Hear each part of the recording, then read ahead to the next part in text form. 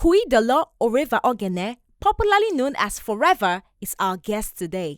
Forever is a foremost Nigerian comedian and MC who has headlined some of the biggest shows locally and internationally. He is the convener of the comedy show Forever Funny with Forever. The first two installments of Forever Funny with Forever were amazingly successful. Forever has been able to bounce back from the cancelled shows and events due to the COVID-19 pandemic. He is presently starring as Pastor God's Power in Basket Mouth's web series Papa Benji. Let's meet our guest, Forever. Welcome to the guest, Forever, the ever funny Forever. Welcome to the guest. Thank you. How you doing? I'm trying. Yeah, you don't look like you're trying. You look fly. COVID ain't got nothing on you. This is statue. Which starch? If you can see his shoe, don't worry, I'll take a picture and show you. He's looking so good. I've not finished paying for. The shoe is fine. I've finished paying for it. Welcome to the guest. Thank you. I'm so happy to have you on my show. Same here. Good to see you again after COVID-19. Yes. Let's talk about COVID-19. I know that we are planning for your show before COVID-19 came and scattered everything. How did you feel? How did you react to this sudden change that came with the pandemic? I didn't react to it. I just followed everybody now. They said stay at home, stay at home. It only pained me because I'd already paid for the hall. We've started publicity. We made certain payments. And it's nobody's fault. So they've already used the money. So they couldn't refund. I couldn't blame them. But we're still waiting for us to have a good time where we can have the show. There is one thing that a lot of entertainers are trying to explore now, that is going virtual. I've seen a Nigerian musician do a live concert online. People bought tickets to view. Do you think that we can go virtual in terms of hosting comedy shows and the comedian would make money? Yes, if the comedian has numbers. It's a game of numbers. The artist you said did a concert online. If you check, he has numbers. He has probably millions of followers.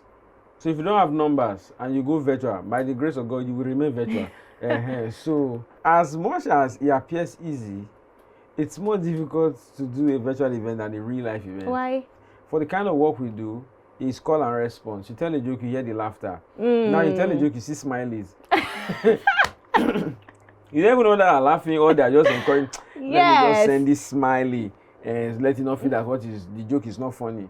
All of us know that. And sometimes when you are chatting with someone on WhatsApp and you send a smiley that you are laughing and you're actually frowning at home, you know that you are, but the person not, this is funny, but it was not funny. That means you feed off the energy of your audience. Yes, that is why stand-up comedy is an act that is exclusive, that will never go out of nature, because it's like, I tell the joke to respond.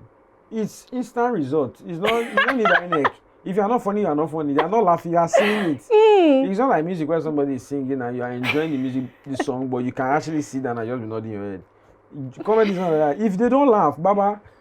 Have you experienced that before? Yes, now. It happened to me in 2008.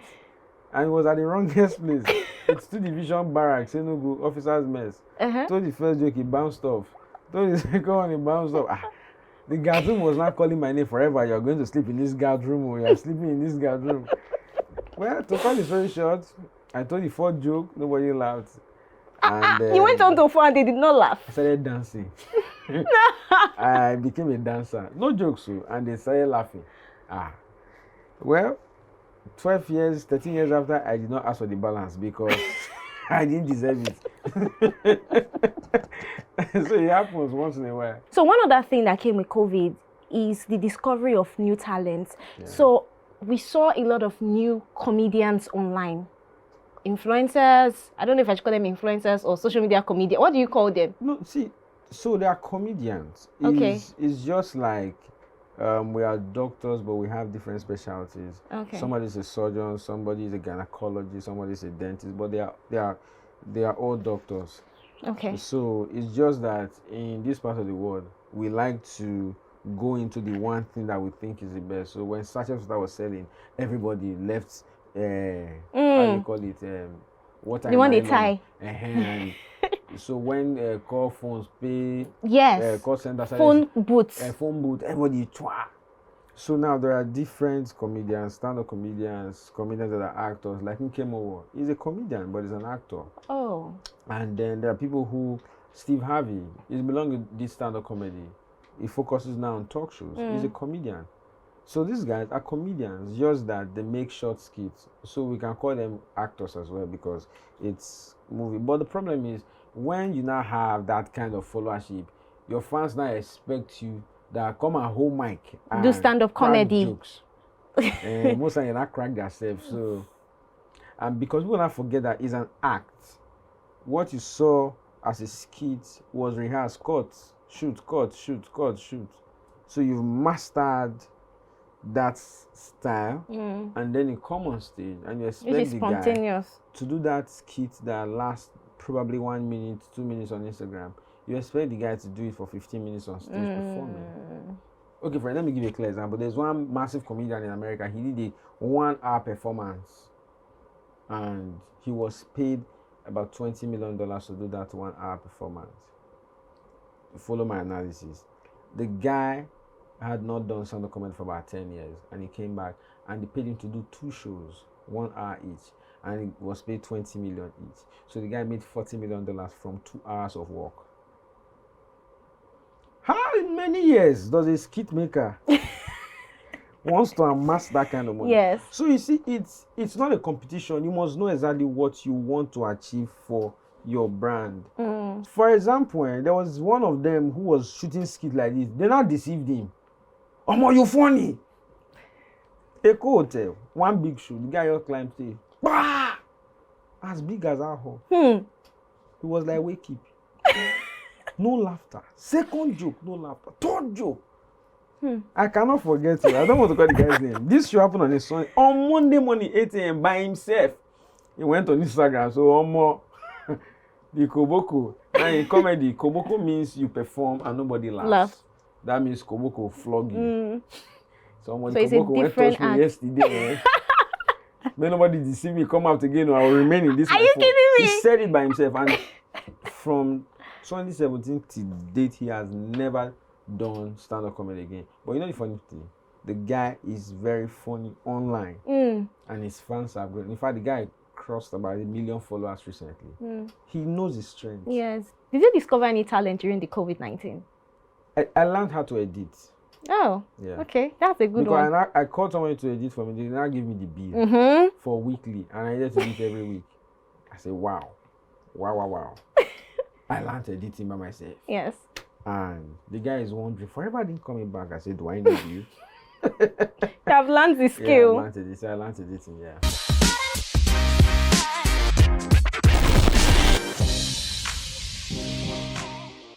All right, welcome back. We still have the ever funny forever in the studio. If there is one thing I know about your brand is that you always tell clean jokes. Let's start from there first. You're smiling. So how easy or difficult is it to tell these kind of jokes? It's actually very difficult because it's easier to tell dirty jokes. It's a shortcut to making people laugh because it's naturally funny. Okay. So clean is relative.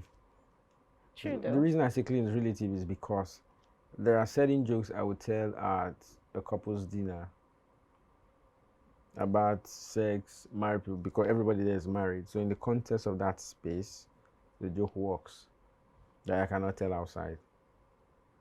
So that's why I say clean is relative. So the idea is that it's a conscious effort. I want that in years to come, my children can watch my content and be proud of their father. It's a personal decision. And it's difficult because you have to extract the humor. You have to search deep to get the humor. There are places where you're telling a joke and the shortcut to make it funny, very quick, is the dirty side. You now say, no, wait first. You have to now look for the other side.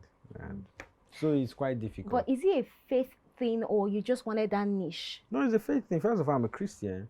And the Bible says that out of the mouth of the righteous is the words from his mouth is a honeycomb. So the words should always edify. like I tell my friends, I'm first a Christian before I'm a comedian. So it guides my values, it guides the things I say, it guides the way I live, it guides how I behave. So because of that, if the things I'm going to be saying will not edify God, I studied mechanical engineering. I had to go find work for one oil company. I still know for that mass. At what point in your life did you realize that you could make money from comedy? Because you studied engineering. As a student, I was in to pay my school fees. That's when I realized that. Wait, really? Yeah. How?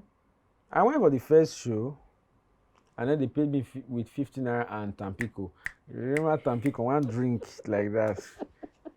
I didn't know it was pay until I was bringing 15 naira. Then the first said, "We've paid you." I said, "Yeah, 50 naira." Okay, but what encouraged you to even climb that stage in the first place? You say, "Okay, I'm a comedian, I'm funny, I want to make people laugh." So 2005, I went to visit my grandma.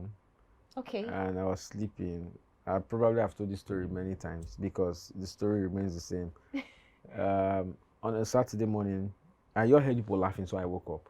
They were watching Net of Thousand. That was the first time I saw stand-up comedy, and Agudai was performing. That was when Agudai told the legendary Atutu Poyoyo joke. Afterwards, I said, "But I can do this thing now." So that was what ignited comedy. So ordinarily, you do make people around you laugh. I was doing drama in church. People would be laughing, but I did not know there was a thing called stand-up comedy. So it wasn't until I went to school and I said, "Let me even try this myself now." And first day, it turned out good. I said, "Okay." So it continued until one time, 2008, and I received my first big pay. March of 2008, 700 naira. My roommate now said, if this one they come every week, it will make sense to 700 naira. So then I was working. When I said I applied for the post of a sales girl, it was not a joke. It's true life. So, but the man didn't give me the job of a sales girl. He gave me the job of a cleaner at a restaurant. Okay. So after a month, you done with school here? I was doing my 1 year industrial attachment. Okay. So after that, I now started working as a sales boy in March of that year.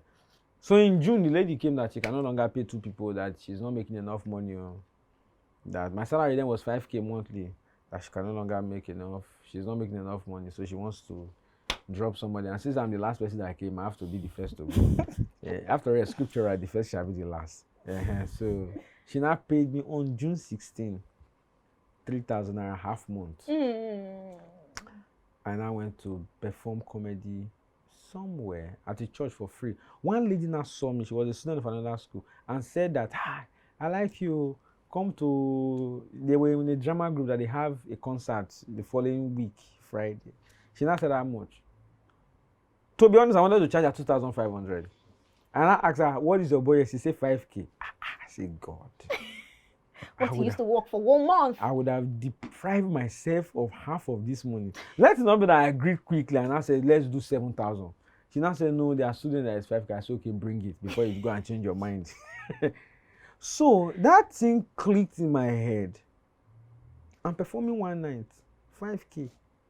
I was working 1 month. They even sacked me. That they were not making enough money. So Baba will die here.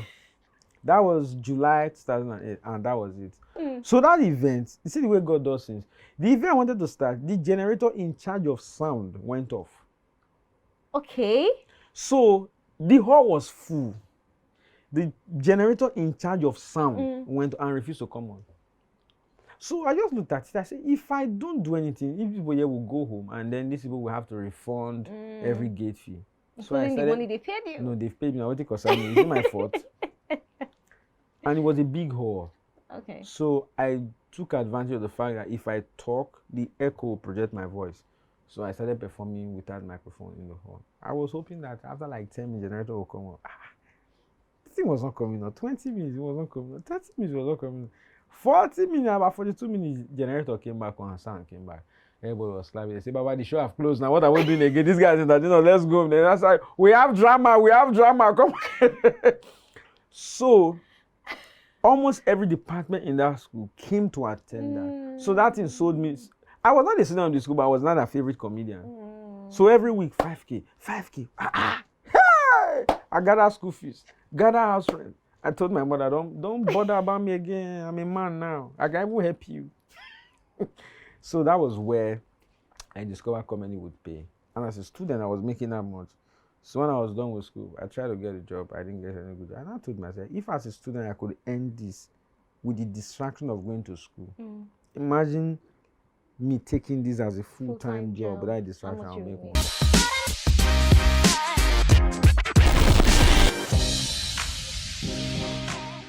Welcome back. We still have Forever in the house. Oh shit, I have been laughing. He's just naturally funny. I can see why people pay so much to watch you. They've never started paying, no. I know. They will pay in dollars, pounds, euro. Yeah. Shit. Let's live in that bracket. Pounds, euro, dollar. I don't want any other one about. Imagine. Yeah. So now let's talk about people paying to watch you. Yeah. In 2016, you did. 2018, yeah. You did your Forever Funny with Forever titled Made in Lagos. First Yeah. of all, did Wizkid pay you royalty using that Made in Lagos name? All of us are made in Lagos, so we all have different streets. So now let's talk about the show Made in Lagos. Yeah. You performed for 1 hour, just you, standing right there with the microphone, making people laugh steadily for 1 hour. First of all, how did you prepare for that? And I'm thinking in my head, did this guy rehearse the joke? And even if he did, he's not with pointers to remind him of, okay, at this point, move on to this joke, or when you're stuck, or when your brain is frozen, you do this, something like that. How did you rehearse for the show? 3 months, every night, from 12 to like 2 a.m. because I didn't want disturbances. Now, so people just assume the comedian's job is to come and say, grab a mic and start talking. No, there's nothing like that, though. Fine, you can be on. I'm very spontaneous, so I can be anchoring a show and something just pops up in my and people laugh. You can't be spontaneous for 20 minutes. We're talking 1 hour right now. So the joke might come over something that happened from there. When you now become spontaneous, saying new things you've never said before, there are funny ideas that have gotten stuck in your head before that have now finally gotten an expression. So for a comedy special, I rehearsed every night for about 3 months. So it was intentional. You wanted to just own the stage for. Yeah. Because it's something we don't do yet. That is why stand-up comedy is an act. Normally, a comedian shouldn't have a show if he doesn't have materials, new jokes to tell. But in Nigeria, everything is the other way around. You should, whenever a comedian is supposed to do a comedy special, is because he's just like an artist. He does not release an album until he has new songs. You cannot just say, I need money, let me gather my old song again and put in another with new makeup. No. When he has new songs, that is when he has an album. And that is when he releases a new album. The same thing for a comedian. If you don't have new jokes to tell, why do a show? But yeah, people just do show just to earn money, to sell tickets and the rest of them. So for me, those were jokes that I needed to tell, because it was my first comedy special. I've told some of those jokes on other people's platforms, but I needed to own my own production. So I prepared for that show in 3 different forms of rehearsal. Okay. Number 1, to memorize the words. So I didn't care whether they were funny. I would just go hold the book and be reading it, because I wrote everything word for word. Yeah, I wrote the whole 1 hour word for word. So I'll be reading it to memorize it. That's the first one. Second one, I'll be performing it for it to be funny. Wow. To myself. Wow. So it's more than just the words. You have to also perform it for it to be funny. Yeah, because every joke has a particular intensity. You have to say it for it to maintain the humor. I posted a particular one, a snippet from the performance this morning. I did not shout at that point, because if I shouted at that point, I would lose the humor in that particular joke. Wow. The other one, I said, let your blood flow. I raised my voice, because if I don't raise my voice, I will not transmit the energy of the laughter to the audience. So who taught you this? I've been watching comedy. I self-studied it. I watched different comedians, and then when you put your mind to a thing, you begin to see different ways to become better at it. So the first one is to memorize the words, which took me a while. Second one was to now know the intensity to say these jokes with. And then the last one was the most difficult one. I would just be talking and walking for the duration of 1 hour. Because you might have jokes you want to tell for 1 hour. The jokes might be funny. But if you do not have the stamina to stand for 1 hour, then you get tired and end before you plan to. So I would just, when people are sleeping in the house, I'll just be talking and pacing. I'll be telling myself, be talking and pacing for 1 hour. And so when you come out, they, wow, more, this guy is work.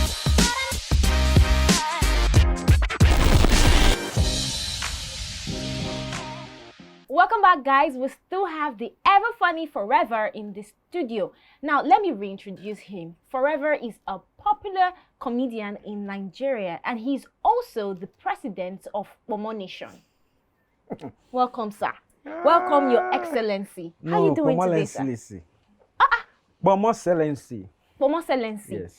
Okay, Forever, this is our game section. We're going to play some games. And I want to know how loyal and patriotic you are to the Pomo Nation. So, Pomorians, watch and see how your president is loyal. If he's not, you're open to impeach him. Another person will become the president of Pomo Nation. Let's watch and see. So, I'm going to flip some pictures, and you're going to tell me Pomo or the other option, which you would go for. Okay. Okay, let's go. So we have Pomo, peppered Pomo, as you can see, looking fresh, fine, and delicious. I'm sure the person that made this, took his or her time. And $2,000. Which would you go for? Now, in the Pomo Nation, we are trying to move Pomo into the stock market. Okay. Yeah, because we want to empower our citizens. Okay. This Pomo you're looking at here is now up to 200 naira. So we're going to take how much is that? $20,000. $2,000. Now with $2,000, you can get more Pomo. So we'll go for $2,000. But you are the president of Pomo Nation. You are supposed to represent your people. This is no. This is a symbol of the people. Does not mean this is the people. I'm not an emotional president. You have to be objective. I've told you this Pomo cannot feed a local government. But with this money, we can get what will feed a state. Can we go to the next? Pomo and a house. This house, as you're seeing it now, is in Banana Island. But this Pomo is different. It's bigger. There's onion. And of course, the pepper. Can I prepare this Pomo inside this house? Well, Forever. Look at the surroundings of this Pomo. Okay. You people have not given. See, one of the keynote statements I made was that Pomorians are people that will not be judged by the color of their skin or by the tribe they represent, but by the content of their character. That we can achieve anything we want to achieve.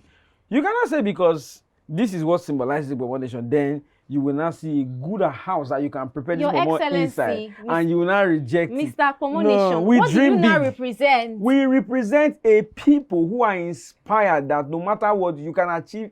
So if you follow us clearly, we say that Pomo has been ridiculed for years. Yes. That is why you have to stand for Pomo. Can we go to the next? We know what we are standing for. Can we go to the next? You want to? Okay, we have Pomo and Range Rover. Now, the beauty about this is that all these things are material things. They don't belong to you people. What you own and what is your pride is this Pomo that is looking so good with the pepper that is surrounding it. So I don't even know, Pomorians, how do you feel? Because I feel that as a Pomo person, when you see Pomo, you go for Pomo first. But what your president is doing right now, I don't understand. What I'm telling you is that do not let the people of Nigeria or the people of the world use emotional blackmail to prevent you from achieving success, which is my mantra, by telling you that Pomo has been ridiculed for years. That Pomo cannot achieve anything. Pomo cannot achieve anything. Let me tell you, we have this so much in our system that is inspiring us to be great. But you want more. You're always advocating for That's what I'm saying. Pomo. With this Pomo, with this car, you can drive to where you can get more Pomo. It's as simple as that. See, are you aware that the range of this Pomo, this is a Range Rover, right? The range of this Pomo right now is stagnant because it's on a plate. Okay. With this range, Rover, you can rover around places. I don't understand your president. Let's go to the final My one. Senate can defend me. let's go to the final one. I don't understand how you pick Momo.